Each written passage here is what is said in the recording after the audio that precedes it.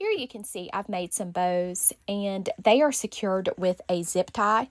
What I'm doing in this step is taking 2 chenille stems twisted together, going through the center loop of the bow and attaching that chenille stem. This allows me to be able to put this bow on a wreath, garland, tree, or really whatever my heart desires. You know, bows are great for home decor. They're very inexpensive and they just add a really neat touch to your design. So the opportunities are endless here. My pearl tip today is to make sure that you are fluffing these bows.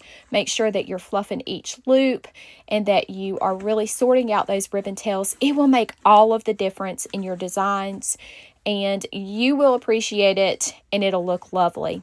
Otherwise, the bow is just kind of blah and we don't want that. I hope you enjoyed this video. Please like it and subscribe to my channel so that you can see more updates and more pearls to help you out on your crafting journey.